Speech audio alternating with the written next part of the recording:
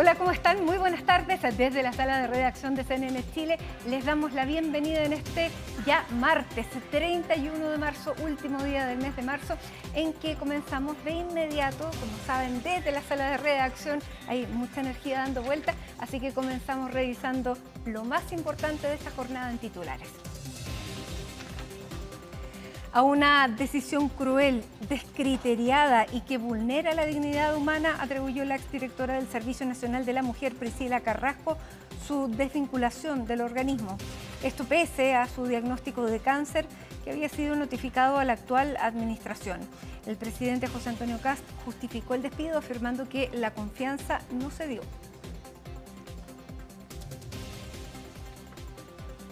En prisión preventiva quedó el estudiante de 18 años que el viernes pasado dio muerte a un inspector en el Instituto Obispo Silva Lesaeta de Calama. El juzgado de garantía descartó que el joven fuera inimputable como solicitaba su defensa.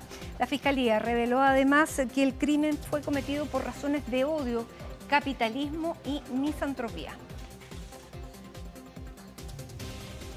La tensión entre el presidente Kast y la exmandataria Michelle Bachelet suma un nuevo capítulo. La actual candidata a la Secretaría General de la ONU reveló que el expresidente Sebastián Piñera se había comprometido a apoyarla si postulaba al cargo. Por su parte, el jefe de Estado afirmó que espera que Bachelet le ayude a instalar la marca Chile en el mundo, pero dijo eso no es a través de Naciones Unidas. Apple, Meta, Tesla y JP Morgan, entre otras, son las empresas estadounidenses que fueron amenazadas por Irán. La Guardia Revolucionaria advirtió que desde este miércoles podría lanzar ataques contra esas compañías que están en la región como represalia a la acción militar norteamericana. La Casa Blanca aseguró que el ejército estaba preparado para frustrar cualquier tipo de amenaza. Y en el deporte, Universidad Católica finalmente no recibirá a hinchas de Boca Juniors para su debut en Copa Libertadores. La delegación metropolitana calificó el partido como de alto riesgo, por lo que prohibió público visitante. En Argentina, en tanto, cuestionan la decisión de la autoridad chilena.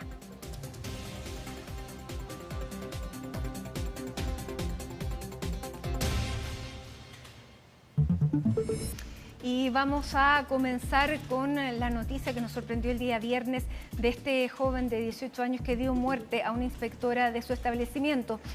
Se realizó la audiencia de formalización, ha quedado con prisión preventiva y todos los detalles de este tema nos los va a ampliar Felipe Hernández. Felipe, muy buenas tardes.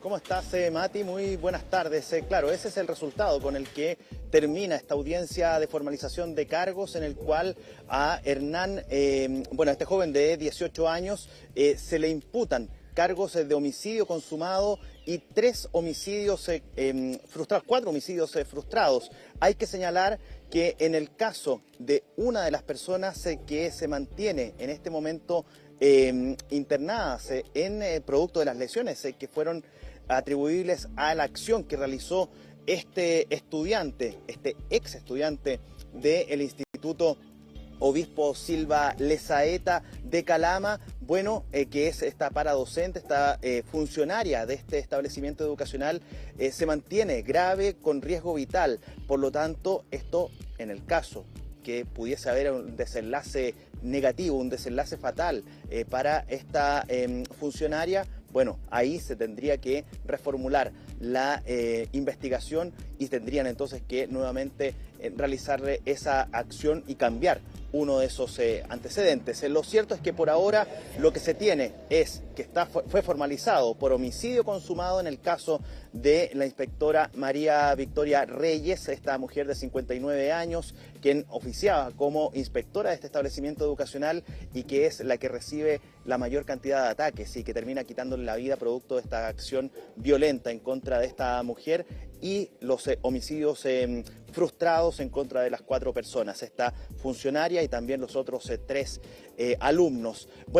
Todo esto ha tenido también algunos antecedentes adicionales que fueron proporcionados durante la audiencia por parte de la Fiscalía. Y hay elementos que son relevantes. Se los mencionábamos ayer, que fueron publicados en el diario La Tercera y que hoy fueron expuestos también en la audiencia de formalización de cargos.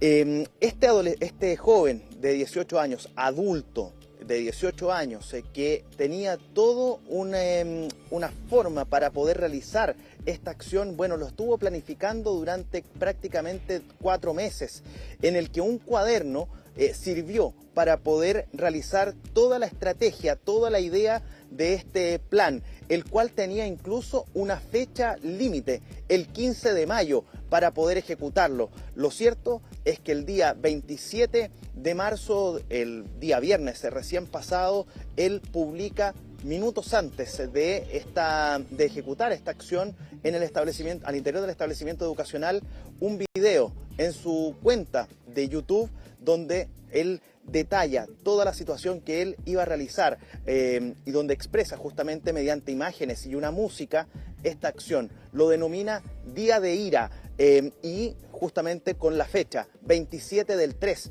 para justamente después ejecutar toda la acción en contra de estas 5 personas, esta funcionaria, esta inspectora y además las otras 4 personas que resultaron heridas.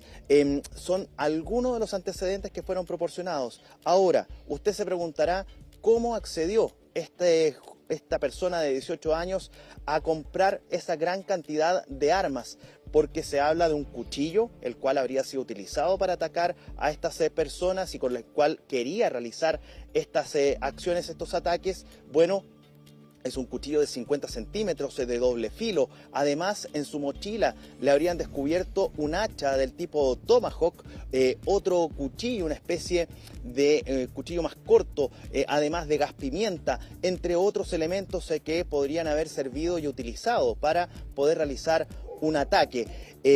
Aparentemente habría utilizado también parte del gas pimienta para poder entonces inhabilitar a las funcionarias que lo llamaron cuando se encontraba al interior del baño, cuando es descubierto por algunas alumnas al interior de este lugar del establecimiento educacional, y es ahí donde llaman a las inspectoras y se percatan justamente de la presencia de él, y luego vendría todo este desenlace a eso de las 10:30 de la mañana del día viernes pasado. ¿Cómo habría adquirido esas armas? Bueno, aparentemente él habría sustraído dinero a su madre, cerca de 500.000 pesos. Se habla que habrían sido sacados desde un lugar donde su madre guardaba dinero, y esto habría servido entonces para poder comprar este armamento.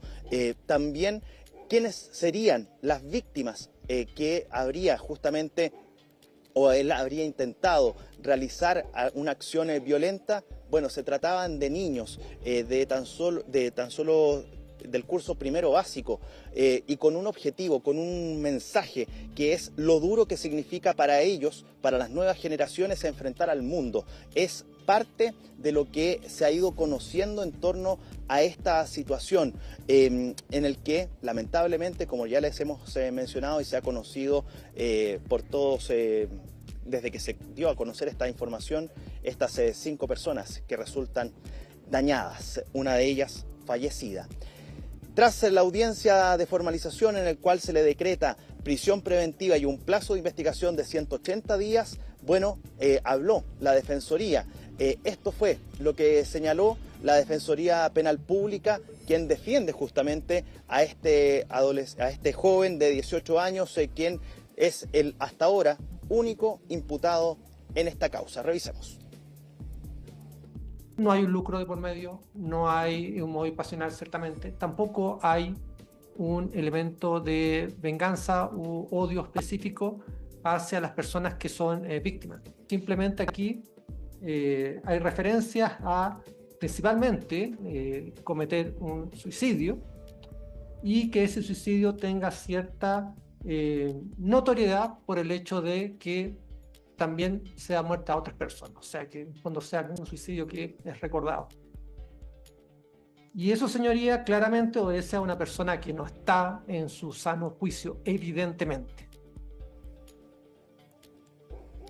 Claro, también se le mencionó por parte del Ministerio Público, ahí escuchábamos al defensor, a quien justamente representa a esta persona que está siendo imputada, bueno, se habría señalado que aquí habrían también algunos intenciones relacionadas principalmente al odio, al capitalismo y a la misantropía. Es parte de lo que también fue entregado como antecedente por parte del Ministerio Público durante el periodo que se extendió la formalización de cargos. Vamos a escuchar ahora las palabras que fueron entregadas en la jornada del día de hoy por quien llevó adelante esta audiencia, quien encabezó esta audiencia. Hablamos del juez de garantía. Escuchen la reflexión que hace al momento de decretar esta prisión preventiva, esta medida cautelar, la más gravosa, considerando también un factor importante, que esta persona, el imputado en esta causa, habría tenido intenciones de quitarse la vida. Por eso mismo es que se ha solicitado a Gendarmería tener los resguardos correspondientes, tanto con la población penal, donde va a estar justamente cumpliendo esta prisión preventiva, como también dentro o del estado de salud de esta persona, del imputado, en esta situación ocurrida en el Instituto Obispo Silva Lezaeta el pasado día viernes. Revisemos lo que señalaban desde el Juzgado de Garantía. Estos antecedentes que fundarían una eventual inimputabilidad no tienen su correlato en los hechos de la manera que acontecieron. Tenemos una persona que con un diagnóstico de trastorno del espectro autista grado 1, con una depresión que puede haber ido en evolución, pero en la que todos los actos que hoy hemos conocido no dicen relación en que él no pueda comprender el carácter ilícito de lo que venía planificando. El tribunal estima que para los efectos del artículo 458, los antecedentes que ha incorporado como calificados la defensa no permiten en este estadio procesal presumir fundadamente la inimputabilidad de don Hernán. Ahí está entonces, al complejo penitenciario de Antofagasta entonces es que fue derivado para cumplir la prisión preventiva, en este caso a quien es el único imputado en esta causa. Sobre estos hechos, se han manifestado varias personas y esto ha traído como consecuencia que todas las miradas se focalicen en los establecimientos educacionales, no solamente en Calama, sino que a nivel nacional. De ahí en adelante hemos ido conociendo algunos, o más bien han ido resaltando algunos episodios de violencia, porque lamentablemente en el último tiempo este tipo de hechos han ocurrido no solamente al interior de los establecimientos educacionales, también en plazas públicas donde se han convocado para agredirse grupos de adolescentes que vienen desde los colegios o desde los liceos para enfrentarse. No estoy siendo dramático, son hechos que han ocurrido, que en algunos casos han salido a la luz, otros han sido tapados, pero lo cierto es que estos hechos están ocurriendo hace muchísimo tiempo. Lo sucedido en Calama es uno de los hechos más graves que se puedan reportar en nuestro país, quizás en la historia de nuestro país, en lo que tiene que ver al interior de los recintos educacionales. Pero hay que señalar también, este tipo de hechos han ocurrido lamentablemente en el último tiempo y se han ido incrementando. Pero, de hecho, nosotros estamos acá, en la comuna de Cerro Navia, porque a mi espalda hay una escuela donde a eso de la 1 de la tarde se registró un hecho, pero esto tiene situaciones previas. A ver, yo les voy a comentar. Mientras estaban realizándose las clases aquí al interior de este establecimiento, en horario de clases, se suscita una riña entre dos alumnas, una de sexto y otra de octavo, al interior del establecimiento educacional de la escuela Herminda de la Victoria, aquí en la comuna de Cerro Navia. Se produce esta pelea, se activa el protocolo de convivencia escolar, se llama a los apoderados para que vengan a buscar a ambas adolescentes, a ambas niñas, y son sacadas del establecimiento educacional. Sin embargo, ya fuera del establecimiento, familiares de una de estas menores, que sería la de sexto básico, bueno, habrían atacado a la menor de octavo. Le terminaron provocando una herida en el rostro, ella fue derivada, llevada hasta el hospital Félix Bulnes, y ahí se le diagnosticaron algunas lesiones lesiones más bien de carácter leve, pero de todas maneras tuvo que ser intervenida o más bien atendida por el corte que sufrió en su rostro. Es lo que sucedió al interior de este establecimiento y que termina con este desenlace en el exterior del establecimiento educacional. Así, otros hechos. Ayer les comentábamos muy por encima respecto de los primeros antecedentes que se dan a conocer respecto de una situación ocurrida en la comuna de Ñuñoa. Ya vamos a ir con eso, pero lo cierto es que las situaciones que han ocurrido en el último tiempo a propósito de violencia al interior de los establecimientos educacionales, bueno, no hace más que generar preocupación por los hechos acontecidos. Hechos que en la jornada del día de hoy, bueno, tuvieron otra jornada de violencia. Lanzamiento de bombas Molotov que se generaron en diferentes puntos, pero tal vez uno de los lugares que dejó una imagen más evidente respecto de esa violencia fue en Providencia, en el Liceo José Victorino Lastarria, donde tuvo que actuar Carabineros en ese lugar debido a que dentro del establecimiento educacional fueron lanzadas bombas Molotov. Se lanzaron dentro de la inspectoría, una sala, que es una oficina de la inspectoría. Además, en el patio se quemaron algunos basureros, se lanzaron un par de bombas Molotov. Y también hubo imágenes donde ustedes deben estar viendo esos registros de teléfonos celulares que captaban justamente el momento en que las llamas salían desde una de estas oficinas hacia el exterior del establecimiento educacional. Este hecho, bueno, hizo que se activara todo el protocolo, se informó, llegó justamente el alcalde Jaime Belolio hasta este lugar y se pudo cerciorar de toda esta situación. Se estuvo investigando este hecho también por parte de Carabineros, la Fiscalía también estuvo a cargo, pero ojo, que este no fue el único establecimiento donde hubo hechos de violencia en la jornada del día de hoy. También hubo un episodio en el Instituto Nacional, donde incluso hay 2 detenidos. Ya les voy a comentar respecto de esos antecedentes. Revisemos algunas declaraciones que fueron entregadas en la jornada del día de hoy a propósito de la situación que se vivió en el Liceo José Victorino Lastarria de la comuna de Providencia. Lo que intentaron hacer fue poner en riesgo a toda la comunidad. Esto es un acto delictual y nosotros lo vamos a tratar como tal. Aquí estos son grupos que han hecho violencia política. Esto es un grupo de extrema izquierda anarquista que pretende justificar su violencia para sus ideas políticas. Desplegaron un lienzo supuestamente relacionado con el Día del Joven Combatiente. Le vamos a decir, en Providencia no los vamos a dejar destruir la educación pública. Hasta ahora déjeme decirle que tenemos uno identificado que lamentablemente es estudiante nuestro y nosotros vamos a aplicar el procedimiento de aula segura para su expulsión inmediata. Como gobierno, lo que vamos a hacer es enfrentar, no solamente con una querella, sino con todo el apoyo, por ejemplo, para resucitar muchos de los requerimientos de aula segura que hoy día duermen en la Superintendencia de Educación y que fueron presentados y requeridos por distintos sostenedores durante el año pasado y que lamentablemente no han sido respondidos a tiempo por la autoridad competente. Y nosotros, como gobierno, vamos a perseguir hasta el final a los responsables. No vamos a permitir que algunos grupos totalmente ideologizados crean que van a poder destruir la educación pública que tanto le ha dado a nuestro país.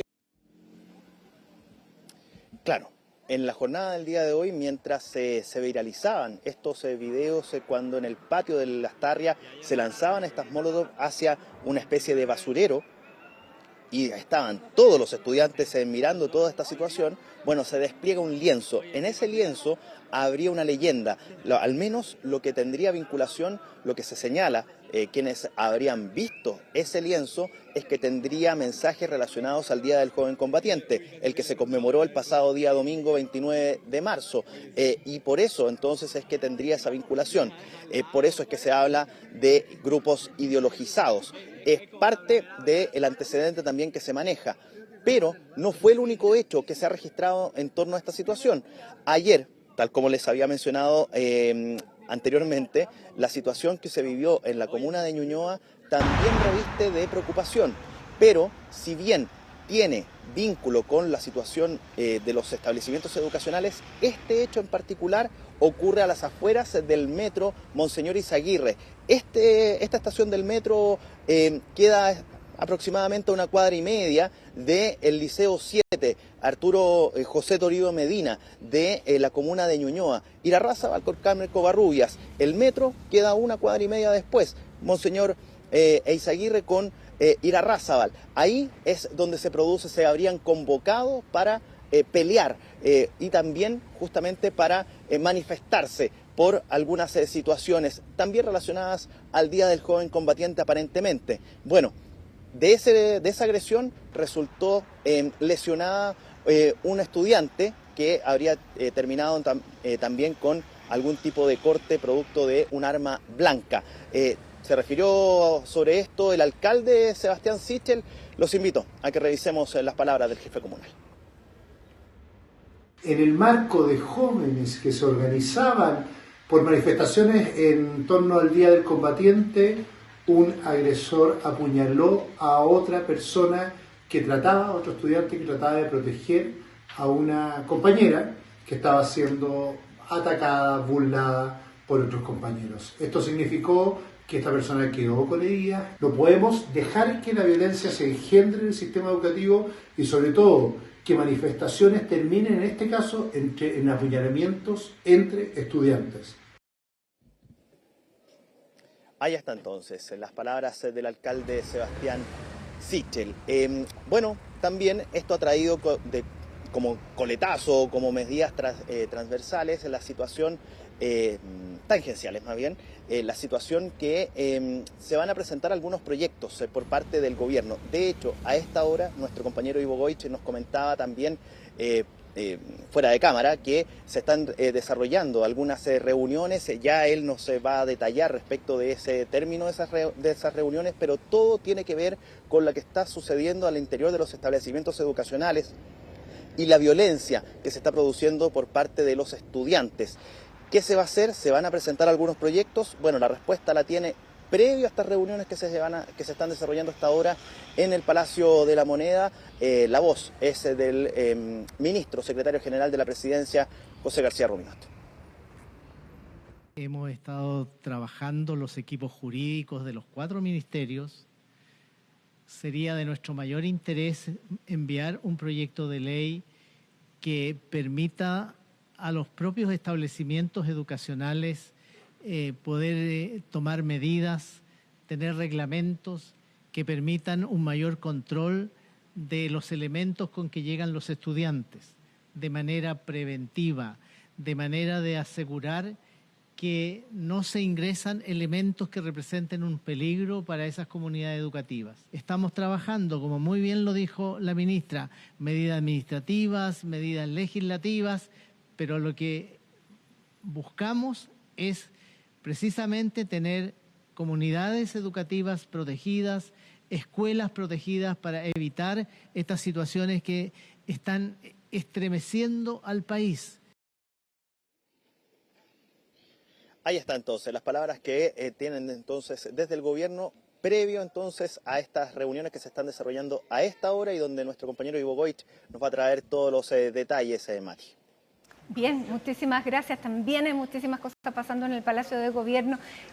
Gracias, Felipe. Y nos trasladamos por eso de inmediato hasta el centro de Santiago, hasta el Palacio Presidencial, para tomar contacto con nuestro compañero Ivo Goich, porque el presidente muy temprano en una entrevista radial respaldó la decisión del Ministerio de la Mujer de desvincular a esta ahora exfuncionaria que está afectada de un cáncer mamario. Cuéntanos, Ivo, muy buenas tardes.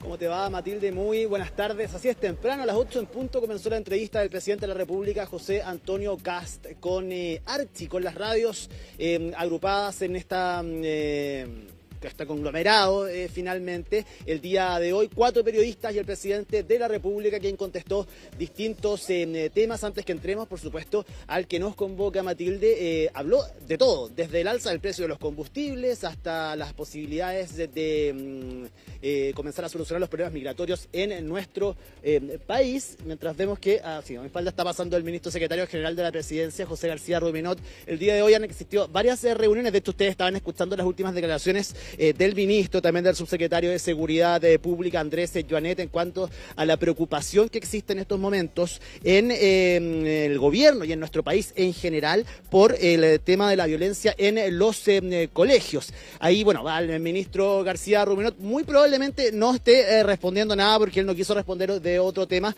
que no fuera el que lo convocó en la reunión del día de hoy por la tarde, la que asistió también la ministra de Educación, María Paz Arzola. Ya vienen volviendo también nuestros compañeros acá del Palacio de la Moneda. Está el pleno de la Corte Suprema, hasta hace poco rato llegó el fiscal nacional Ángel Valencia, va a venir el ministro de Justicia también a esa reunión, a estas audiencias con el presidente de la República, así que ha sido una jornada con muchas reuniones acá, Matilde, en el Palacio de Gobierno. Yo te decía, habló de todo el presidente, desde el alza del precio de los combustibles hasta los problemas migratorios, también de la candidatura de a la ONU de la expresidenta Michelle Bachelet, temas de contingencia. Pero se inició esta entrevista con lo conocido el día de ayer por la noche, la desvinculación de la directora del Servicio Nacional de la Mujer y Equidad de Género, Priscila Carrasco, quien por alta dirección pública llega a mediados del año 2022 bajo la administración del presidente Gabriel Boric a asumir ese cargo. ¿Qué es lo particular que tiene este cargo? Efectivamente, la salida de ella es su situación de salud, lo que ha generado un debate intenso, abierto, en el que ni siquiera se han puesto de acuerdo al interior del mismo oficialismo, que ha sido muy criticado en la oposición por las formas.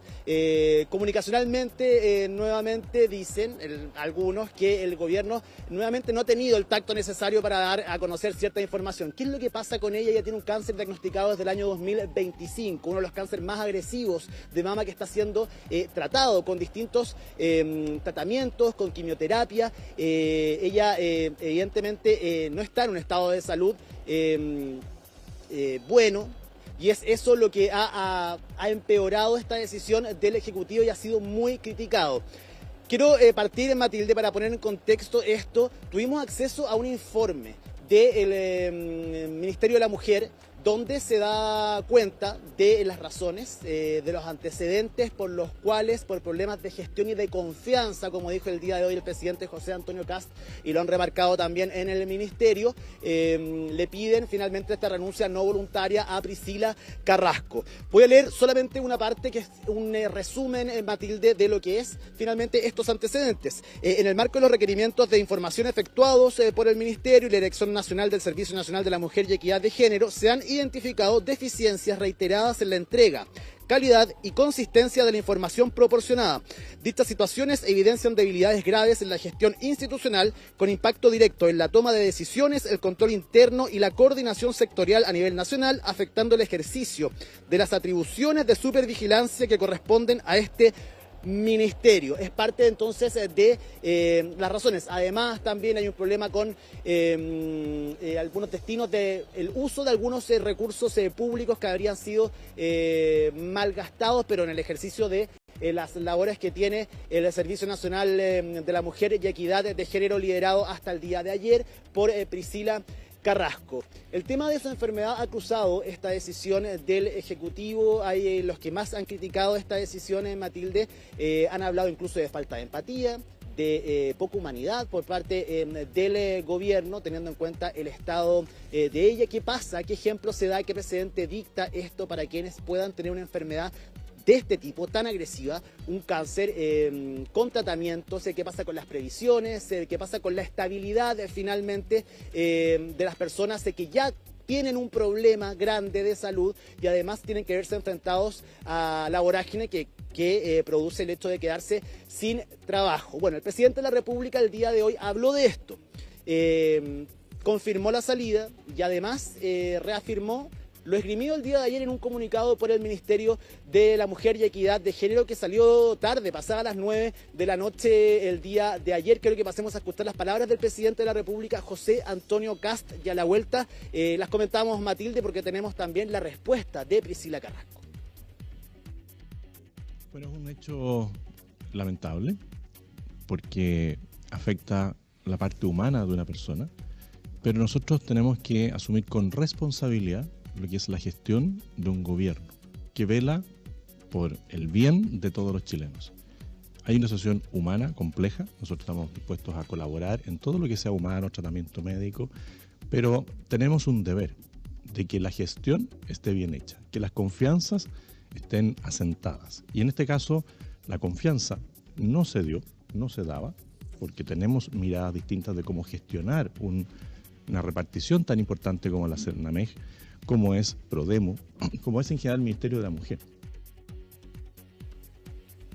Ahí, Matilde, bueno, evidencia también el presidente José Antonio Kast la diferencia de enfoques que hay y la importancia que tienen, el enfoque que tiene el Ministerio de la Mujer para la administración pasada, liderada por el presidente de la República, Gabriel Boric, y también por Antonia Orellana, la ex ministra del Ministerio de la Mujer, con la actual administración, con lo que piensa el presidente José Antonio Kast y también con lo que piensa Judith Marín, quien es la actual ministra de la Mujer y Equidad de Género. Es un problema de falta de confianza, pero también de gestión. En ese momento, por la mañana, el presidente decía que todos esos antecedentes iban a ser dados a conocer en su momento oportuno, pero que existían. Son los datos que yo te estaba dando de este informe al que tuvimos acceso durante la jornada del día de hoy, Matilde, que especifica en buena parte esta auditoría que se realiza al Ministerio. ¿Te acuerdas que hace algunas semanas hablábamos del proceso de auditoría que el mismo presidente había mandatado en todos los estamentos del Estado para saber cuál era la situación en la que reciben la administración del gobierno anterior? Bueno, esto es parte de estas auditorías que se están realizando, de estos trabajos de investigación al interior, en este caso de cada uno de los ministerios, y esto es parte de las conclusiones, al menos en lo que dicen desde acá. Yo solo estoy exponiendo los hechos que sabemos, salen acá del Palacio de la Moneda con el Ministerio de la Mujer y que finalmente terminan con la salida de Priscila Carrasco, quien desde el año 2022 llega a ese cargo por alta dirección pública. Es importante decir que llegar a los cargos por alta dirección pública es distinto, por ejemplo, a lo que se habla siempre de llegar a ciertos cargos por pituto o elegidos a dedo, por ciertas confianzas. Hay que pasar por todo un proceso en la evaluación de la alta dirección pública. Se toman en cuenta muchísimas variables. Hay un concurso, efectivamente, para que las personas puedan acceder a ciertos cargos de dirección en aparatos, en departamentos del aparato estatal, y eso fue lo que gana finalmente Priscila Carrasco. Dicho eso, de todas maneras, es el gobierno de turno quien elige en una quina o en una terna finalmente a los finalistas de ahí, y efectivamente hay una cercanía muchísimo mayor del trabajo, pese a que el trabajo ha estado bien realizado. De hecho, lo ha dicho la ex ministra Antonia Orellana, la misma Priscila Carrasco ha dicho el trabajo que han realizado, pero para el gobierno esa confianza ya no existe y hay problemas, no más allá de la confianza, también de gestión, y ellos dicen tenemos cómo demostrar nuestra decisión. El día de hoy, en nuestro canal, habló con Mónica Rincón, Priscila Carrasco precisamente, y entregó su versión acerca de su salida. Quiero que pasemos a escuchar parte de sus declaraciones. Evidentemente esto va a seguir generando un debate. Por una parte, si bien existe esa facultad legal, primero, creo que es un contexto realmente inapropiado pedir la renuncia a una persona que tiene cáncer. De la forma como se hizo, además, es tremendamente inadecuado desde mi perspectiva, incluso cruel. Yo hasta el minuto no he recibido ningún llamado de la ministra. Y por otro lado, creo que también pone en la discusión el sistema de alta dirección pública, porque como digo, fue creado para darle continuidad a las políticas. La facultad existe, no obstante, el contexto en el cual se da, o sea, pedir la renuncia a alguien con un diagnóstico de cáncer, cuando hay una ley del cáncer, cuando han habido avances en términos de lo que significa el ejercicio de los derechos de las mujeres, el derecho al trabajo, el derecho a la salud oportuna, en un ministerio que además plantea como uno de los pilares de su nueva gestión el trabajo con mujeres con cáncer, donde se ha hecho una alarma sanitaria, ¿cierto?, en el marco de lo que significa la espera de personas que tienen el diagnóstico que yo tengo. La verdad es que es un descriterio, por decirlo de alguna manera. Yo creo que es una vulneración que tiene que ver también con la dignidad de los seres humanos, con los derechos de las personas. Ahí, Matilde, parte de la entrevista entonces realizada el día de hoy por nuestro canal a Priscila Carrasco, es directora del Servicio Nacional de la Mujer y Equidad de Género. Es delicado el tema, Matilde, y pese a las distintas sensaciones, sensibilidades que pueda generar, evidentemente también es debatible. Es un hecho. Hay un problema quizás ético. Ella dice, existe la facultad para que una persona que haya sido designada por alta dirección pública en un cargo, también se le pueda solicitar la renuncia. Acá lo que ha generado debate es la forma y, por supuesto, el contexto, como dice ella, que es una mujer que tiene un cáncer, que está siendo tratado, un cáncer el más agresivo de los cánceres de mama, y eso efectivamente le da otro contexto y otra cariz a esta salida. Probablemente, de no tener esta enfermedad, Priscila Carrasco, esto ni siquiera hubiese sido una noticia como la estamos dando en estos momentos, y eso es lo que ha generado efectivamente debate. Se vuelve a establecer, a entablar esta tesis de que el gobierno no ha tenido empatía con ciertas situaciones. En lo comunicacional también se podrían haber buscado otras alternativas, dicen algunos, haber hablado con ella directamente, haber ofrecido ayuda, quizás otro trabajo, si es que no era ese el que el gobierno quería. Evidentemente alternativas existen. Dicen quienes critican finalmente la decisión del Ejecutivo, pero bueno, es una decisión que se tomó pese a que muchos han pedido que esto se pueda revertir. El gobierno dice, nosotros tenemos los antecedentes de que por gestión le pedimos finalmente y por falta de confianza que dejara su cargo. El presidente hablaba también que es una situación humana, que es difícil, evidentemente, que espera poder brindarle ayuda a ella de cara al futuro, pero que la deja en una mala situación. Mala situación que la evidencia ella misma. Quiero que pasemos a escuchar sus reflexiones tras conocer finalmente que ha sido destituida de su cargo.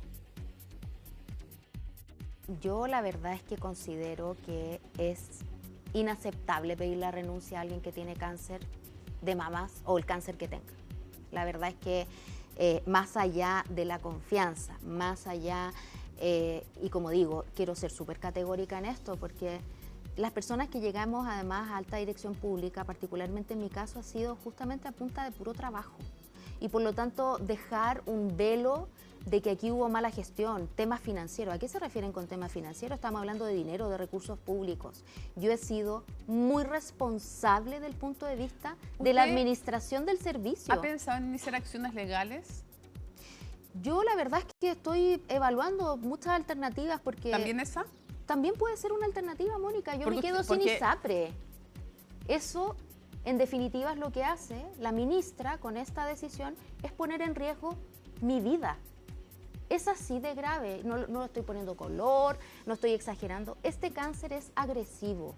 Si yo no me hubiese tratado oportunamente, me muero.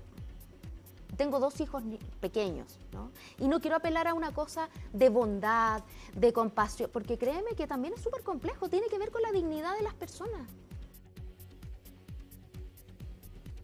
Ahí está, Matilde, evidentemente es la posición, es lo que siente Priscila Carrasco. Nosotros ya estábamos hablando efectivamente acerca de este cáncer que es agresivo, la posición que ya queda, lo que siente efectivamente, en qué posición queda luego de ser desvinculada de su cargo. Es un tema que es difícil de abordarlo, pero como te digo, tiene distintas caras también y es debatible, teniendo en cuenta que hay un lado que es humano, naturalmente, la dignidad humana, por otro lado también está lo técnico, lo legal, que muchas veces esas dos cosas cuesta poder empatizar ambas, poder juntarlas sin que se produzcan hechos como esto, que puedan perjudicar efectivamente a una persona. Esto ha generado un debate a nivel político en el cual no han sido capaces de ponerse de acuerdo ni siquiera en el mismo oficialismo, donde voces muy importantes como la presidenta del Senado, la ex candidata presidencial Evelyn Matei, también la ex intendenta y ex ministra Carla Rubilar han salido a criticar la decisión del Ejecutivo tras solicitarle la salida a Priscila Carrasco, pero bueno, para qué decir en la actual oposición, que han sido muy críticos efectivamente de esta decisión. Quiero que pasemos a escuchar algunas de las declaraciones que hemos podido obtener durante la jornada del día de hoy acerca de esto, de distintos colores políticos con distintas versiones. Pasemos a escuchar a los distintos parlamentarios. Me parece que hay un acto de falta de empatía, quizás un poco de crueldad en la solicitud de renuncia a la directora nacional del CERNAMEC, quien transita con un cáncer de mama. No parece una actitud cristiana de un gobierno que profesa o se dice profesar la fe cristiana, que en Semana Santa haga un acto de esta naturaleza. Creo que debe reconsiderarlo. Esta decisión no es empática, humana ni cristiana. No todo vale en política, ministra. La humanidad nunca se debe perder. Sé cómo golpea esta enfermedad física y emocionalmente es muy duro. Sumarle otro golpe no es necesario. Lo cierto es que para el caso de la solicitud de renuncia de la directora del CERNAMEC, a los ciudadanos todavía le faltan antecedentes porque se está realizando una auditoría total solicitada por el mismo presidente José Antonio Kast. Así que pido confianza a la ministra, que conoce su cartera y está haciendo ese trabajo en un ministerio que ha sufrido de ese desfalco, en particular en algunas direcciones. Así que confianza en una mujer como Judith Marín y confianza también que pronto saldrán a la luz nuevos antecedentes de lo que está pasando en el Ministerio de la Mujer. Bueno, esos antecedentes de lo que hablaba la diputada del Partido Republicano, Javiera Rodríguez, es parte de este informe al cual te contaba Matilde. Hemos podido tener acceso durante la jornada del día de hoy, pero lo cierto es que la ministra Judith Marín no ha hablado, más allá de lo que se ha conocido formalmente a través de comunicados por parte del Ministerio y la voz del presidente de la República, quien ha sido el único que ha abordado finalmente por parte del Ejecutivo este tema. Durante la mañana se especuló que ella hablara con nosotros acá en el Palacio de la Moneda, luego, bueno, esa posibilidad se bajó, dejó de existir y al menos hasta esta hora no hemos podido hablar con la ministra. De hecho, afuera de las oficinas del Ministerio de la Mujer, que ahora están ubicadas acá muy cerca del Palacio de la Moneda, en la calle Agustinas, cruzando la Plaza de la Constitución, habían protestas durante la tarde de funcionarios, efectivamente, que pedían explicaciones a raíz de la salida de Priscila Carrasco y la forma en la que el gobierno está tomando este tipo de decisiones. Algo que evidentemente va a continuar en el centro del debate, Matilde, yo creo por un tiempo, efectivamente, y veremos qué decisión se toma finalmente por parte del Ejecutivo. Al menos acá están muy seguros con la decisión que han tomado durante las últimas horas. Sí, sobre todo también porque trae ruido y críticas desde el propio sector, por lo tanto, claro, va a ser complejo desde el punto de vista político, además de lo humano. Pero además hay muchas cosas pasando en el Palacio de Gobierno, y así que nos quedamos en contacto para que tú nos vayas contando lo que se esté desarrollando en los próximos minutos. Muchísimas gracias. Así es, un abrazo, Mati, que estés muy bien. 6 de la tarde con 13 minutos, hacemos el primer alto en Hoy es Noticia con esta imagen de Santiago, donde a esta hora hay 28 grados con 8 décimas de temperatura. Se mantiene temperatura de verano en este último día de marzo.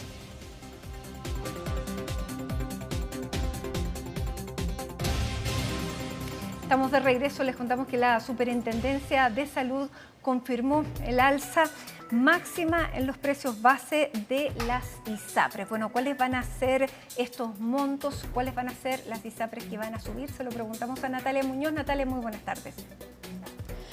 Hola, ¿cómo están? Muy buenas tardes. Sí, durante esta jornada la Superintendencia de Salud anunció cuáles y cuánto van a ser las alzas de las ISAPRES a partir de junio de este 2026. Y ojo con esta información, porque a partir de este 31 de marzo, durante esta jornada, era el plazo final que tenían las aseguradoras para poder notificar de cuánto iban a ser los incrementos, si es que tenían o no los afiliados. Es por eso de que los diferentes afiliados es muy importante que revisen sus correos electrónicos, porque deberían haber recibido algún tipo de notificación. Ahora, eso sí, son 3 las ISAPRES que informaba la Superintendencia de Salud que van a tener un tope máximo de un incremento de 3,5%, y se trata de la ISAPRE Banmédica, Vida 3 y Cruz Blanca, que según los costos operacionales también en que anunciaron y que fiscalizó la Superintendencia de Salud, dan con este rango máximo de un tope de 3,5%. Por su parte, son 3 las ISAPRES que no van a subir sus precios debido a que no se adecuaban justamente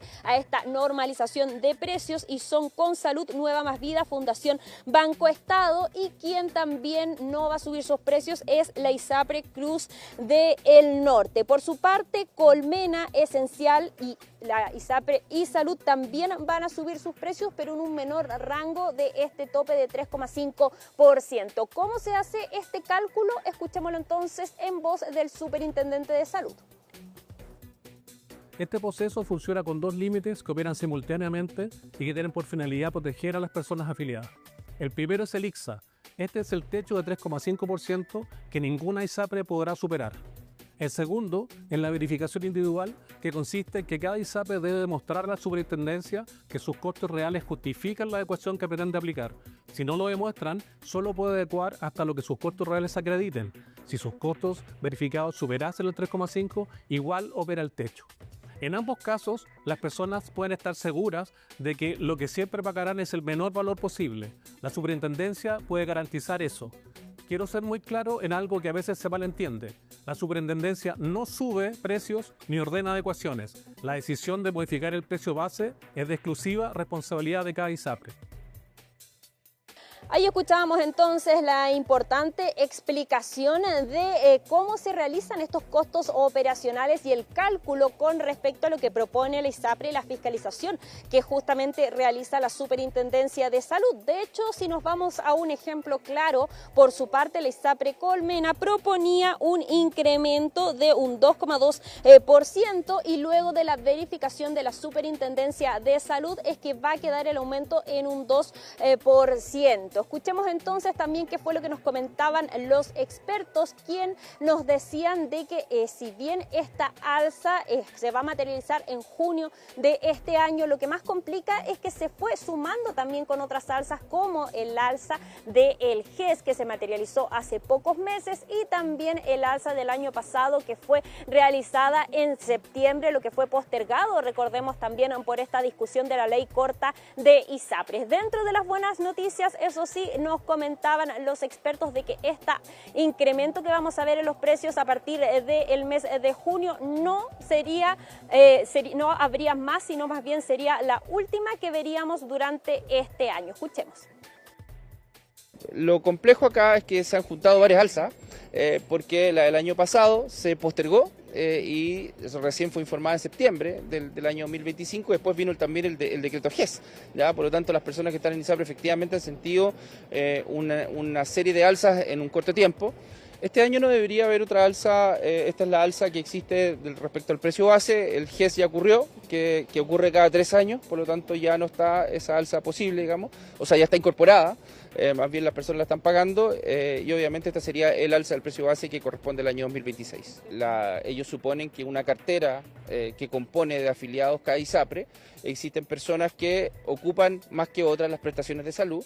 Por lo tanto, se genera un aumento de los costos y un aumento de los precios también, que se tiene que compensar. Información importante entonces para los afiliados y ojo con las fechas límites porque hasta el 31 de mayo tienen los afiliados para poder decidir si es que le conviene o no seguir en la ISAPRE o si es que quiere desvincularse o cambiarse a alguna otra aseguradora de salud antes de poder tener estos cobros, estos incrementos que se van a registrar justamente a partir del mes de junio. Se van sumando también estos cobros, va subiendo el costo de la vida. Recordemos de que el Banco Central en su primer informe de política monetaria, debido a este conflicto también en el Medio Oriente y el alza de los combustibles que ya la vimos reflejada durante la semana pasada, es que nos comentaban los diferentes consumidores y los afiliados de que complica bastante al bolsillo, sobre todo sabiendo de que este pago se hace en UF. Escuchemos. No, lo que pasa es que estuve hace un tiempo atrás en ISAPRE, pero preferí volver a FONASA nomás. ¿Usted lo hizo por las alzas que han habido con las ISAPRE? Sí, yo creo que en parte sí, lo hice por el tema de la alza. O sea, básicamente por eso, así que... Pero bueno, nada que hacer. Hay que esperar a que las cosas pasen para que nuevamente podamos optar a algo que para mí en general es mucho mejor. No digo que FONASA sea mal, todo se puede mejorar. ¿Y complica estas alzas al bolsillo? Absolutamente. ¿Y nunca ha evaluado salirse de la ISAPRE? A esta altura no creo que me convenga, porque me queda muy poco para jubilar ya, entonces cambiar, tal vez cuando me jubile. Todas las alzas complican. Ojalá que eso se postergue para el próximo año, porque si no, como estamos, está medio complicado para muchas personas, solamente para... O sea, a mí no tanto, porque yo trabajo, gracias a Dios, pero hay gente que igual la pasa mal. Sí, pues, todo lo que es pagar adicional, ya como están subiendo las cosas, ni hablar de la benzina. Ahí escuchábamos entonces las reacciones de los afiliados. Recordemos también que según lo que nos comentaban los expertos, todavía continúa esta crisis económica que fue desatada justamente cuando se dio toda esta discusión de la ley corta de ISAPRES. Eso sí, nos comentaban los diferentes afiliados de que todavía ven falencias en el sistema de salud público, por lo que nos decían de que se van a mantener en sus planes de ISAPRE a no ser de que estos tengan un incremento mayor. Ojo entonces con las notificaciones, con revisar cuánto es el tope máximo que puede tener de incremento en sus precios cada ISAPRE, y recordemos entonces que el tope máximo es de un 3,5% y este corresponde a Banmédica, Vida 3 y Cruz Blanca. Bien, muchísimas gracias Natalia. Vamos a ver cuáles son los movimientos en las ISAPRES dentro de las próximas semanas a propósito de esta alza. Muchas gracias. 6 de la tarde con 23 minutos y sigue la controversia entre el presidente José Antonio Kast y la expresidenta Michelle Bachelet a propósito de la postulación de esta última a la Secretaría General de Naciones Unidas. El presidente José Antonio Kast dijo durante esta mañana en una entrevista radial que esperaba que la expresidenta Bachelet pudiera a instalar la marca de Chile en el exterior, pese a que no va a apoyar su candidatura, y la exmandataria respondió también luego de una actividad en Valparaíso. Vamos a tomar contacto con Francisca Cárdenas para conocer más detalles. Hola Francisca. Hola, ¿qué tal? ¿Cómo estás? Muy buenas tardes. Y varias reacciones políticas tras nuevas declaraciones de la expresidenta Michelle Bachelet, quien participó durante esta jornada en un conversatorio en la Universidad de Valparaíso con otras exautoridades, también líderes, mujeres, y abordó lo que ha sido tema en las últimas semanas y debate en el mundo político, que es justamente su candidatura a la Secretaría General de las Naciones Unidas. Ella explicó primero todo lo que es el proceso, los candidatos, los 4 candidatos, recordemos, ella dice, se habla de muchos candidatos y hasta el momento solamente, actualmente son 4. Ella, por parte de Chile, con el apoyo de, recordemos, de Brasil y México, quienes reafirmaron su respaldo político a la candidatura de la expresidenta, pese a lo que decidió el gobierno del presidente José Antonio Kast, recordemos, de retirar el apoyo a la candidatura, de no apoyarla a futuro. De hecho, hoy también se refirió a este tema el presidente José Antonio Kast, pero en particular lo que dijo ella, la expresidenta, también señaló y aclaró un poco cómo es el proceso. Los países que tienen poder de veto, las grandes potencias, decía ella, ellos tienen la última palabra y que son parte del Consejo de Seguridad y miembros permanentes. Y por otro lado recordó quiénes son los que están ahora en la carrera para ese cargo en la Secretaría General de las Naciones Unidas. Recordemos, Rafael Grossi, quien tiene un cargo en la ONU que se relaciona con las armas, con todo lo que tiene que ver con lo nuclear. Él es argentino y es apoyado por el gobierno de Javier Milei. Por otro lado está la costarricense Rebecca Greenspan, que es parte de las candidatas también, y Macky Sall, que es el candidato de Senegal. Ellos son los que ahora estarían en la competencia a este cargo que finalmente se va a definir entre ellos cuatro quién va a suceder a Antonio Guterres, quien finalmente, recordemos, termina y finaliza lo que ha sido este cargo, lo que ha sido su periodo en la Secretaría General de la ONU en diciembre del 2026 de este año. Y además contó algo interesante la expresidenta. Ella contó una anécdota con el expresidente Sebastián Piñera, donde dice que fue el expresidente quien la instó para poder postular a este cargo. Así que pasemos a escuchar esas declaraciones de la expresidenta Michelle Bachelet. Tenemos 3 candidatos de la región, un argentino, o sea, 2 mujeres y un hombre, y un candidato africano hombre. Pero quiero contarles una anécdota que poca gente sabe. Cuando yo estaba en Naciones Unidas, como dirigiendo una agencia, vine a Chile. Yo venía a tratar de ver a mi familia Pascua, Año Nuevo. Y vine, y cuando yo venía, el presidente Piñera siempre me invitaba a reunirme para conversar distintos temas, para que uno le diera opinión o le sugiriera cosas. Y ahí estando yo ahí me dice, Michelle, ¿no quieres ser la próxima secretaria general de Naciones Unidas? Y yo en ese momento jamás hubiera pensado ser secretaria general. Le dije, no, de ninguna manera, no, pero te insisto, si tú quieres ser secretaria general, yo te apoyo y te propongo. Lo que quiero decir es que cuento con el apoyo de Brasil y México, y espero de otros países, y vamos a seguir adelante, porque cualquiera sea el resultado, vale la pena dar la pelea, porque la primera mujer secretaria general.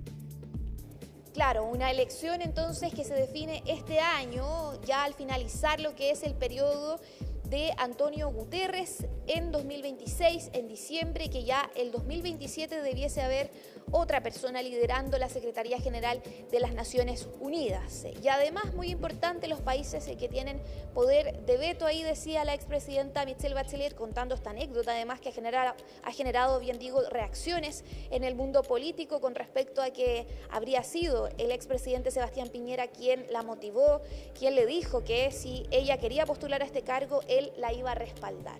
¿Qué pasa con el presidente José Antonio Kast? Se ha referido también a esto durante esta jornada, en la entrevista radial durante la mañana. Él le preguntan si es que hubo algún llamado desde Washington para poder retirar el apoyo a la expresidenta Michelle Bachelet. Él dice que no, le reitera la pregunta, vuelve a decir que no hubo mensajes ni llamados de terceros directos, dice él, para poder tomar esta determinación, que él apoya que ella siga con esta candidatura, pero que finalmente fue una decisión que se tomó a través de un análisis que se hizo, y además comenzó a enumerar varias cosas, momentos, como por ejemplo la crisis humanitaria en Haití. Él dice que habría tomado decisiones diferentes a de la expresidenta Michelle Bachelet y que espera que ella pueda ayudar a potenciar la marca de Chile en el extranjero a nivel internacional, tal como lo hace el expresidente Frey. Así que pasemos a escuchar también esas declaraciones. Presidente, le voy a insistir, ¿hubo alguna señal explícita desde Washington cuando usted viajó a Miami o a través del embajador ya aquí en Santiago, planteando que la expresidenta Bachelet no fuera candidata? No hay ningún planteamiento directo de nadie. Yo no he dejado de lado la figura de Michelle Bachelet, por el contrario, a mí me interesaría mucho que Michelle Bachelet nos pudiera colaborar en ciertas gestiones para posicionar a Chile en áreas donde ella tiene una gran influencia, así como el expresidente Frey nos quiere colaborar, ¿no es cierto?, en instalar la marca Chile en el mundo. Bueno, ojalá la presidenta Bachelet también nos colaborara en instalar la marca Chile en el mundo, pero eso no es a través de la ONU. Y bueno, recordemos un poco quiénes son los países que tienen poder de veto en esta selección, que recarga así la expresidenta Bachelet, que no es una elección, es una selección, y quienes son los países que tienen justamente el poder de veto son Estados Unidos, China, Rusia y también Francia y Reino Unido. Son quienes pueden votar justamente, vetar, bien digo, a los candidatos que están en esta carrera por este cargo en las Naciones Unidas. Como te decía, hubo reacciones justamente del mundo político con respecto a esta anécdota que contó la expresidenta Bachelet con el expresidente Piñera, y también porque ella dice: hay que dar la pelea porque me puedo convertir, dice ella, lo importante es que exista una mujer chilena que pueda liderar este cargo. Así que escuchemos también qué dijeron algunos representantes del mundo político de diversos sectores. Ese era el presidente Piñera, el presidente que hoy día está gobernando Chile se llama José Antonio Kast. Son distintas formas de ver las funciones, son distintas formas de ver los apoyos. Ahora también recordemos que la candidatura de la expresidenta Bachelet tuvo un vicio de forma y también tiene un vicio de fondo. No se le consultó, se trató de llevar como candidatura de Estado una decisión propia, antojadiza y tomada sobre la marcha por el expresidente Boric. Por lo tanto, sin contar con los acuerdos necesarios para poder impulsar ese tipo de candidatura. Queremos decir con fuerza y con claridad, Chile sí la quiere. Chile sí quiere que Michelle Bachelet siga adelante, Chile sí quiere que Michelle Bachelet llegue a dirigir los destinos de la ONU. Chile sí quiere en que una mujer que ha demostrado capacidad y liderazgo pueda también aportar en los procesos de paz que son tan necesarios en el mundo en el día de hoy.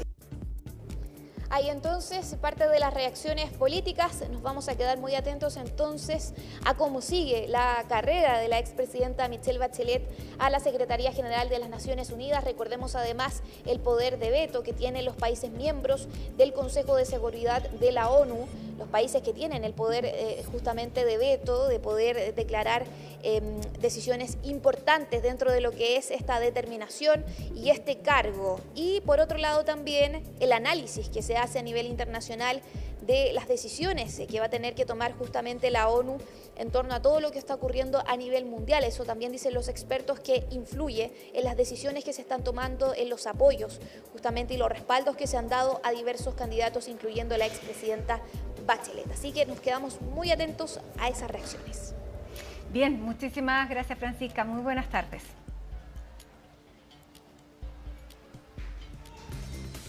Y durante esta jornada, el ministro del Trabajo, Tomás Rao, adelantó que presentará un proyecto para dar un financiamiento al empleo. Vamos a tomar contacto con Pilar Gutiérrez para conocer sobre esta propuesta de subsidio al empleo formal. Hola, Pilar.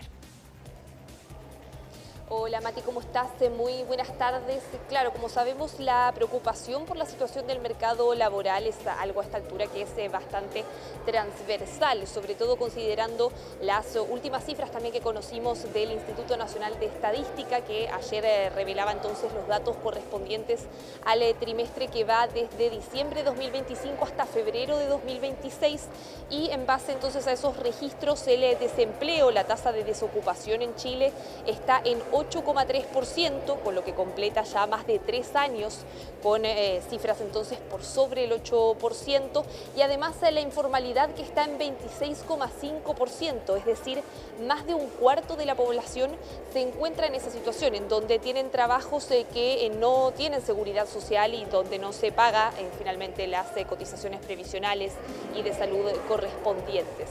Es entonces teniendo en cuenta este escenario en que el gobierno ya ha preparado una serie de medidas, se están también afinando últimos detalles para lograr una reactivación del mercado laboral, dicen, y también con medidas específicas que logren mejorar estas cifras, sobre todo de informalidad también. Es algo que ya era prioritario desde la campaña entonces del presidente José Antonio Kast, y ahora entonces es que se están empezando a dar a conocer algunas de las medidas más concretas, y una de esas que fue anunciada por el ministro del Trabajo, Tomás Rao, es la creación de un subsidio a la contratación formal. ¿En qué va a consistir esto entonces? Bueno, la idea es que de esta forma está orientado a, sobre todo, empresas que contraten a personas que están con riesgo de caer en la informalidad, que lo que se entiende por eso es personas que, y así lo explicaba el ministro también, personas que tienen una remuneración cercana al salario mínimo, en torno entonces a esos valores. Bueno, para ellos va a ir orientado entonces este subsidio que busca también aliviar los costos laborales, sobre todo que están enfrentando las pequeñas y medianas empresas. Si tú pagas, por ejemplo, 539.000 pesos, que es el salario mínimo, o más, es en un rango que estamos determinando, básicamente se te va a subsidiar un 10% aproximadamente, estamos trabajando en esos parámetros, de esa remuneración. Entonces va a permitir a las empresas, en el fondo, bajar un poquito el costo laboral, sobre todo a las pymes, que son aquellas que pagan el salario mínimo en mayor proporción. Es un subsidio a la empresa, a la contratación.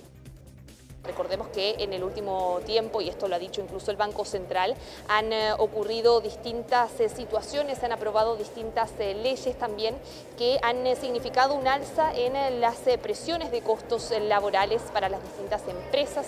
Por ejemplo, el alza del salario mínimo, también tenemos lo que fue la ley de 40 horas, que el gobierno también ha dicho espera revisar algunos aspectos de su implementación, y por ejemplo también en la reforma previsional, ¿no? Que hay también un alza en la cotización a cargo del empleador que genera una mayor presión, y por lo mismo dicen todo esto, esta alza de costos, como no ha ido de la mano con un aumento de la productividad, está generando un escenario más complejo. La idea entonces, dicen, de esta iniciativa es alivianar esos costos y finalmente generar un incentivo a la contratación formal. Escuchemos cuál era la mirada que entregaba también David Bravo del Centro de Encuestas y Estudios Longitudinales de la UCER. Habrá que ver los detalles del diseño, pero en Chile necesitamos incentivos al empleo formal. Las empresas tienen hoy día un problema, se quedaron con un aumento de costos importante, en particular esto afecta a las pymes. Dependiendo del diseño puede ser una buena medida.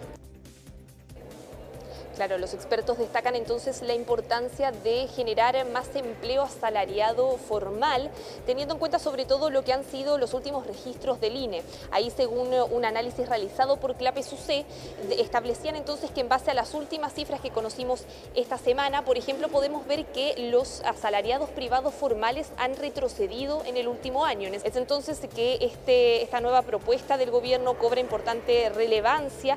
Es algo que pudimos conversar también con algunos de los asistentes de esta jornada, este seminario organizado por Clapes UC, que buscaba entonces ver cuáles van a ser las claves y los focos principales del nuevo gobierno en materia laboral. Escuchemos entonces cuál era la evaluación que hacían por este subsidio a la contratación posterior a este evento. Entonces, qué era lo que nos decía el exministro de Hacienda y director de Clapes UC, Felipe Larraín, y también el ex jefe del equipo económico de Janet Jara, Luis Eduardo Escobar.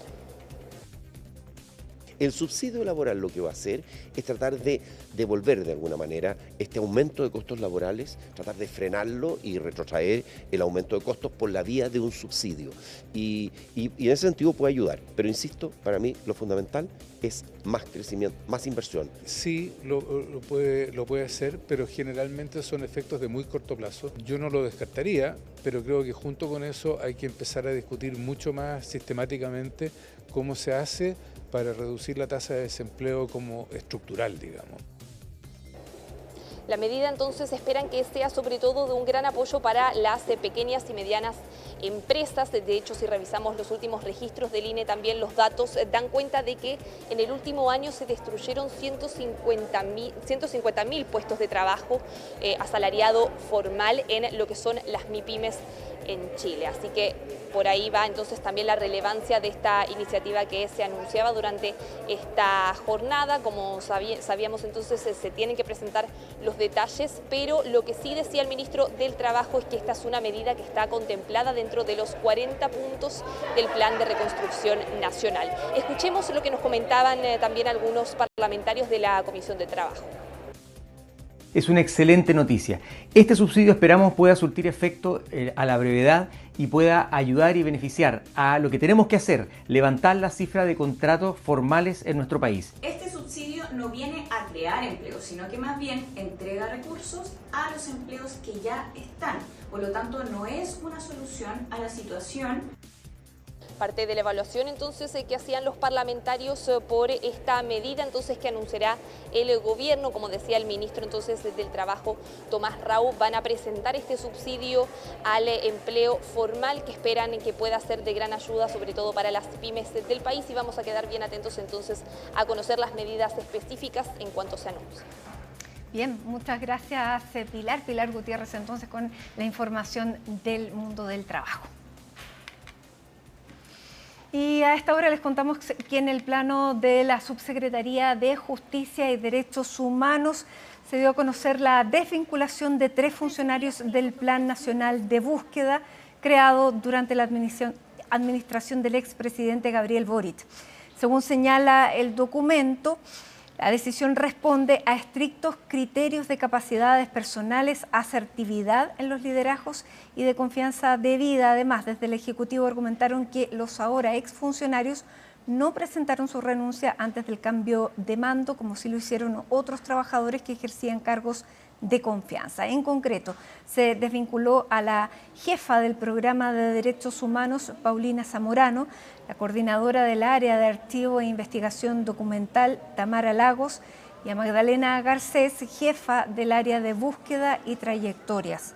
Desde el Gobierno confirmaron que tanto la unidad como el plan mencionado continuarán adelante. Según informa La Tercera, el Gobierno designaría en el cargo a la abogada Constanza Garrido, quien ha colaborado con el Instituto Nacional de Derechos Humanos en 2019 y 2024.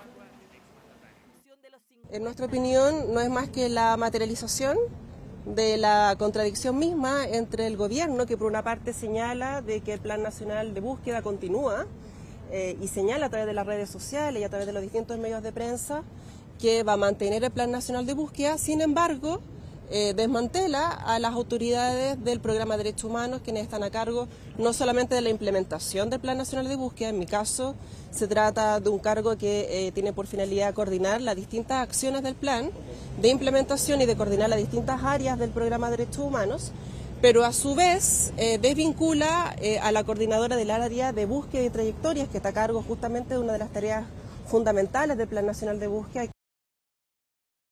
Nos preocupa que se descabece cierta conducción técnica del programa. Como señaló Paulina, nosotros no éramos funcionarios de confianza, personalmente entré vía concursos públicos, por entrega público, y solo se nos señaló que habría no lineamiento y que era una decisión de autoridad. Solamente esas fueron las noticias que tenemos. Nos preocupa que el programa siga desarrollando sus funciones y nos preocupa que se puedan desarrollar, se continúen desarrollando las acciones del Plan Nacional de Búsqueda y por supuesto que nos preocupa que se nos desvincule sin tener tiempo ni siquiera de hacer una entrega ordenada de la gestión que habíamos realizado previamente. Incluso el hecho mismo que diga que somos de confianza, se manifiesta una grave ignorancia respecto al funcionamiento del Estado y el funcionamiento del programa. Me ha tocado coordinar una mesa técnica de trabajo, una iniciativa inédita que ha permitido identificar documentación que fue producida por el Estado en el contexto de la dictadura y que nunca antes había sido trabajada, identificada, etcétera. Por supuesto que tememos la continuidad de esta mesa, esperamos que puedan seguir trabajando. Las políticas públicas no son una cuestión abstracta, la implementan personas, trabajadores y trabajadoras que van acumulando una experiencia y un conocimiento que pueden verlo en nuestras trayectorias y los trabajadores no son desechables y el conocimiento que podemos adquirir tampoco. 6:43, hacemos una pausa en Hoy es Noticia con imágenes de Concepción. Al regreso vamos a revisar junto a Isabel Guerra todas las noticias internacionales, lo que está ocurriendo en Medio Oriente. No se vaya, al regreso de esta pausa estamos con Conexión Global.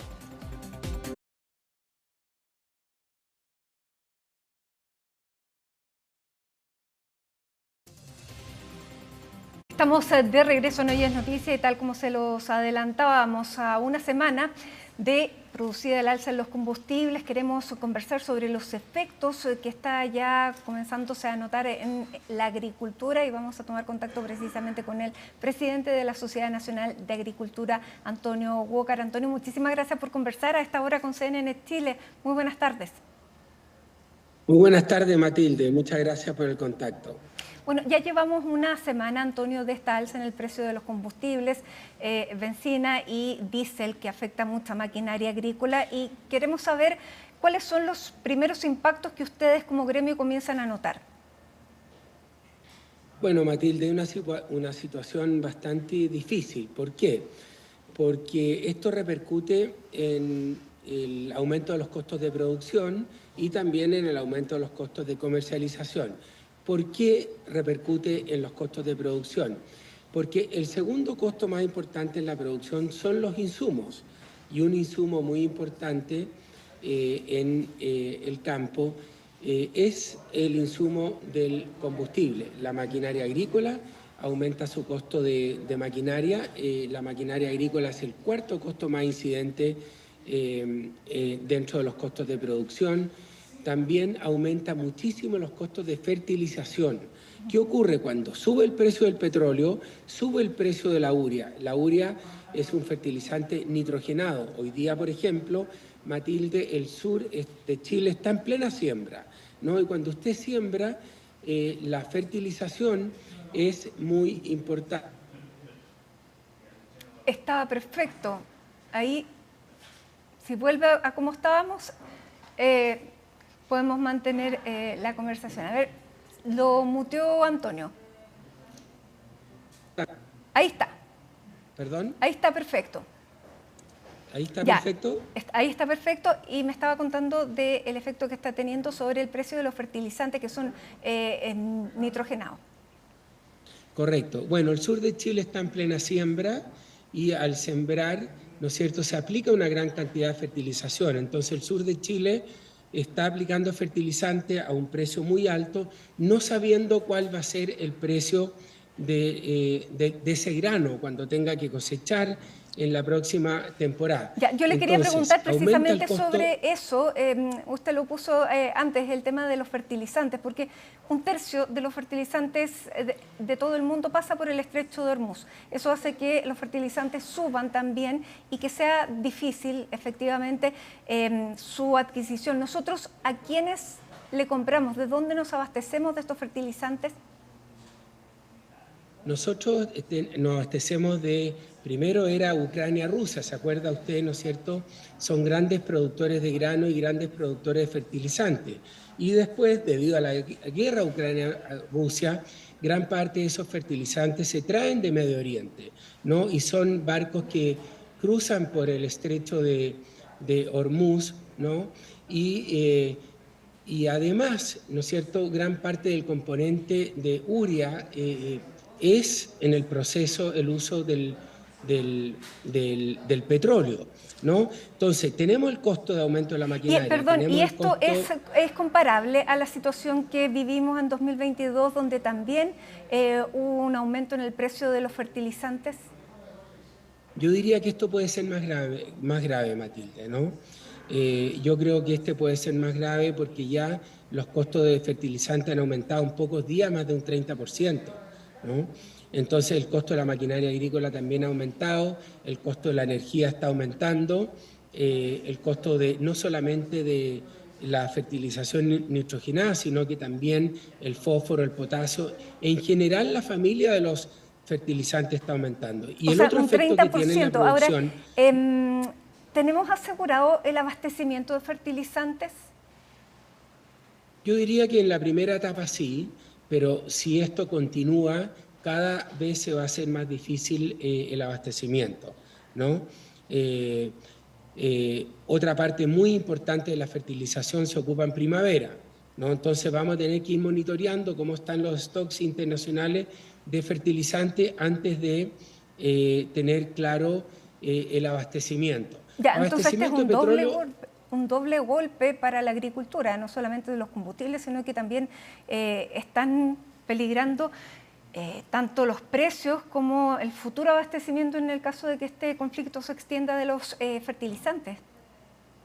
Así es, pero hay algunos factores adicionales, colaterales, Matilde. También hay una nueva regla para el descuento del impuesto al específico. La maquinaria agrícola descuenta el impuesto al específico y de acuerdo a la nueva normativa la gran agricultura va a poder solo descontar un 30% del impuesto al específico y la pequeña agricultura solo va a poder descontar un 70% del impuesto de específico, ¿no? Y a eso tenemos que agregarle, Matilde, el costo del transporte aéreo, marítimo y terrestre, porque no nos olvidemos que Chile es un país exportador, ¿no? El costo del mar es un costo muy alto, nosotros estamos muy lejos de los mercados internacionales, los contratos de los fletes, tanto terrestres como marítimos, están sujetos a un polinomio, ¿no? Y ese polinomio incluye la disminución o el aumento del precio del combustible. Por lo tanto, usted, de acuerdo a lo que proyecta la Sociedad Nacional de Agricultura, ¿pudieran solicitar algún tipo de subsidio o algún tipo de ayuda especial al sector en vista de lo que me está contando, que no solamente es un costo por el combustible, sino que también por esta cadena que se ve afectada e incluye también a los fertilizantes y bueno, todo lo que me explicaba respecto ahí a la maquinaria? Bueno, estamos con este aumento de costo de producción, estamos con este aumento de costo de los fletes, que probablemente eso se va a traspasar a precio, ¿no? Generalmente a precios se traspasa el aumento de los costos de la producción.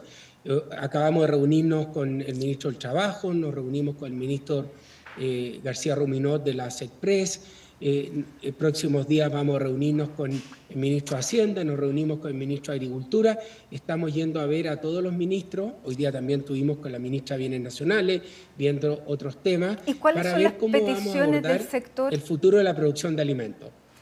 ¿Cuáles serían las principales peticiones del sector o las principales áreas de preocupación? Yo creo que lo principal, Matilde, es el aumento del costo de producción de los alimentos, ¿no? Esa es la mayor preocupación. ¿Cómo lo vamos a abordar? A nosotros estamos pidiendo que no se haga efectiva la entrada de hora de punta del 30 de abril para la energía, porque cuando entramos a la hora de punta, de las 11 de la noche en adelante funcionamos con generadores. Esos generadores ocupan petróleo. Entonces, eso va a hacer aumentar el costo de energía en todos los frigoríficos, en todas las centrales frutícolas, en toda la fruta procesada. Entonces, la primera medida que estamos pidiendo es que retrasar la entrada de hora de punta del costo de la generación eléctrica, ¿no? También estamos pidiendo algunas medidas paliativas, ¿no? Porque la idea es impactar lo menos posible al aumento de los precios de los alimentos. Todos sabemos que las familias más vulnerables ocupan el 40% de su remuneración en alimentarse, ¿no? ¿Y cuánto es el costo estimativo, el alza que pudieran alcanzar el precio de los alimentos con estas alzas que ya vienen acumulando el sector en la producción? Yo creo que no es responsable hablar de un aumento del costo de los alimentos y ponerle un número a eso, Matilde, porque esto es una noticia en desarrollo. Tiene mucho que ver si las hortalizas, las verduras, las legumbres vienen de Arica o si esos productos vienen de la zona central, ¿no? Hay una buena noticia, es que tenemos una buena oferta de alimentos, ¿no? Los precios responden a la oferta y demanda de los productos. Hay una buena oferta de hortalizas, de legumbres, de verduras, de frutas, de alimentos congelados, etcétera, ¿no? Entonces, la presión por menor oferta a los precios no va a estar. La presión va a estar por el aumento de costos de esta cadena. Bueno, todavía la gente no hace las cuentas, a lo mejor va a empezar a restringirse en la demanda dentro de los próximos meses. Bueno, así es. Por eso tenemos que ir monitoreando esta situación. Estamos frente a una guerra brutal que no sabemos cómo va a terminar, no sabemos por cuánto tiempo vamos a tener interrumpida el abastecimiento de fertilizantes, ¿no es cierto? No vamos a saber por cuánto tiempo vamos a tener el barril de petróleo por sobre $110. Por lo tanto, yo creo que lo responsable aquí, Matilde, es informarse, cotizar. Tenemos las ferias, tenemos los mercados mayoristas, tenemos los supermercados, tenemos fruta alimentos de la estación, que generalmente son más baratos que los alimentos que están en frigoríficos. Entonces vamos a tener que ir monitoreando para ver cómo se va a desarrollar, ¿no es cierto?, fundamentalmente los precios de los distintos alimentos. Antonio, usted me decía que había tenido una reunión con el ministro Tomás Rao, el ministro del Trabajo. El próximo 26 de abril comienzan a regir la ley de reducción a las 40 horas laborales, esta reducción que baja a 42 horas semanales obligatorias. ¿Cómo se va a aplicar? ¿Ustedes conversaron sobre algún tipo de flexibilización en el tema de la aplicación de las 40 horas? No lo conversamos, pero el sector agrícola, ¿no es cierto?, está viendo cómo ir adaptando esto, cómo distribuir las horas, ¿no es cierto? Pero es una ley que se aprobó, que hay que poner en práctica. Nosotros, los sectores agrícolas, hace mucho tiempo estamos trabajando jornada única, con una hora de colación menor, y la gente, la remuneración es en base a trato, por lo tanto, estamos ya hace mucho tiempo adaptándonos, ¿no? Pero sí lo que vamos a tener que ver bien es cómo distribuir las horas semanalmente, porque también la agricultura tiene particularidades, ¿no? Funciona mucho en ciclo, en base al ciclo fisiológico, al ciclo de la naturaleza de las plantas.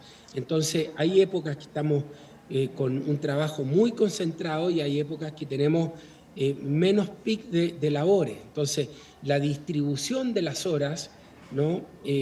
Requerimos cierta flexibilidad para aplicar la ley, pero para distribuirla de acuerdo a las necesidades de los cultivos. Ya, ¿y eso fue lo que conversaron con el ministro Rao? Correcto. Tuvimos una muy buena reunión con el ministro del Trabajo, conversamos respecto a muchos temas, ¿no es cierto? Está también el contrato claro, ¿y eso cuándo se va por faena determinada de los inmigrantes, ¿cuándo etcétera? se va a anunciar el tema de la aplicación de las 40 horas para el agro? Bueno, entiendo que es en abril, ¿no es cierto? Y esa es una fecha que viene, se va a cumplir. Bueno, esto nos llega, Matilde, ¿no es cierto?, el aumento de los costos de los insumos, en un momento que el aumento del costo de la mano de obra ha sido muy importante por el aumento del sueldo mínimo, por las 40 horas, por la reforma de pensiones, etcétera, etcétera. No lo estamos pasando bien, el aumento de ya, los pero costos de producción y comercialización la han inquietud aumentado. que expresa la Sociedad Nacional de Agricultura respecto a la aplicación, la materialización de las 40 horas, fue recogida por el ministro. Yo diría que sí.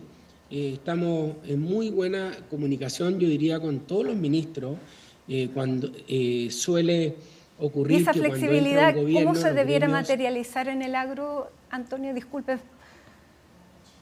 No, lo estamos conversando, Matilde. Lo primero es que tenemos que cumplir la ley, ¿no es cierto? Claro. Eso es condición sine qua non. ¿Pero cómo es la pregunta? No, el cómo. Tenemos que ir viendo dónde restar las horas. Si restamos las horas el día viernes o hacemos una distribución de horas equitativamente de acuerdo a los 5 días de la semana. Antiguamente trabajábamos 6 días a la semana, hoy día trabajamos 5 días a la semana. Se va a cortar la jornada laboral. Tenemos que ir viendo esta distribución de horas de trabajo de acuerdo a los ciclos fenológicos también de las plantas, ¿no? Y del sistema productivo. Pero tenemos que cumplir la ley y eso no hay ninguna duda y eso lo vamos a hacer. Ya, y en cuanto a cumplir la ley, el director de Migraciones, Frank Sauerbaum, hace 2 días atrás decía que se iba a comenzar a fiscalizar en los lugares de trabajo a los migrantes para revisar y fiscalizar si estaban de manera, digamos, formal o no.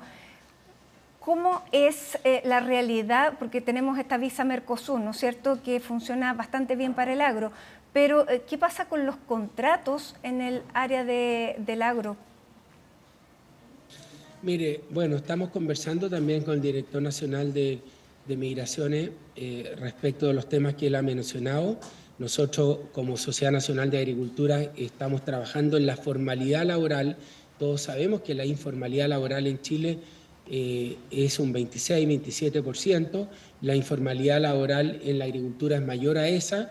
porque es un trabajo muy estacional, pero nosotros como Sociedad Nacional de Agricultura queremos que todos los inmigrantes en Chile trabajen con una visa de trabajo. A Chile se viene a trabajar con visa de trabajo y por eso la visa temporal por faena determinada ha sido una muy buena solución que han implementado el gobierno anterior y que está implementando este gobierno. Creo que se adapta muy bien a la realidad del campo, especialmente los trabajadores bolivianos que vienen a podar, se van a Bolivia, vienen a cosechar, se van a su país de origen y creemos que gracias a esta visa temporal por faena determinada, la informalidad laboral ha bajado muchísimo. Ya, pero ¿pudiera esta fiscalización afectar a los agricultores que no estén contratando con este sistema de esta visa? Sí, lo que pasa, Matilde, es que en Chile hay que trabajar con contrato de trabajo y con visa de trabajo. La mano de obra barata es la mano de obra que no está formalizada y tenemos que combatir la mano de obra informal porque es una competencia desleal con la mano de obra formal. Y en eso estamos. Nosotros, Matilde, para poder exportar, tenemos que cumplir las buenas prácticas laborales. Esa es una certificación que es condición sine qua non para poder producir, procesar y exportar nuestros productos. Ya, ¿no miran entonces con preocupación esta fiscalización que está anunciando la Dirección de Migraciones? Bueno, en los próximos días nos vamos a juntar con el director. Nosotros siempre vamos a estar dispuestos a, por supuesto, a que tanto la Dirección del Trabajo como el Servicio Nacional de Migraciones hagan sus inspecciones correspondientes. Yo les diría, ayúdenos a cumplir, ¿no? Porque es súper importante, ¿no es cierto? Porque hay otra cosa en la agricultura, Matilde, que es re importante. De las 145.000 unidades productivas de la agricultura, el 99% son pequeños agricultores. 99% es agricultura familiar campesina, ¿no? Que tenemos que ayudarlos siempre a formalizarse y a cumplir con la legislación laboral, porque es una agricultura muy precaria, donde las exigencias son muy altas y ahí estamos trabajando con las organizaciones sindicales para que todos podamos cumplir la ley laboral. Ahora, claro, ese era un tema fundamental dentro de lo que usted planteaba el año pasado, que se necesitaba esta mano migrante, porque el presidente Kast ha sido muy claro de que aquí no va a haber perdonazos, no va a haber regularizaciones, ni tampoco va a haber empadronamientos. Sigue sin, digamos, preocupándole al agro que se realice esta fiscalización tan, de acuerdo a lo que se ha informado, no sé si llamar, cómo cualificarlo, pero que se aplique efectivamente esta fiscalización. Bueno, nosotros esto lo hemos conversado con el presidente Kast, ¿no? Y lo que le propusimos al presidente Kast fue otorgar esta visa de trabajo temporal por faena determinada, tal como lo hace Nueva Zelanda, tal como lo hace Australia, y esto tuvo un muy buen efecto, Matilde. El año pasado, el 2025, pero eso no se va a modificar. Se otorgaron más de 130.000 visas de trabajo para los trabajadores bolivianos. El 2024 se habían otorgado menos de 10.000. Entonces, para la agricultura, gracias a esta comunicación entre el sector privado y el sector público, se están encontrando soluciones como lo han hecho los países desarrollados en materia agrícola. Entonces, yo estoy muy contento, satisfecho, ¿no es cierto?, por lo que como gremio hemos aportado a los servicios nacionales de migraciones, al Ministerio del Trabajo y a la Dirección del Trabajo, para que todos cooperemos por la formalidad laboral. Antonio, con todos los efectos que usted me describe de las alzas en la cadena productiva, ¿hubiera preferido un alza más gradual en el precio de los combustibles? Bueno, todos hubiéramos preferido un alza más gradual, Matilde, si me pregunta a mí, pero la situación para el ministro de Hacienda era tremendamente difícil. Chile debe 135.000 millones de dólares, paga más de 8.000 millones de dólares solamente en intereses. Ya, pero usted defiende a los agricultores. Sí, es que lo que pasa es que somos dirigentes gremiales responsables, entonces tenemos que ponernos en los zapatos del ministro de Hacienda, ¿no?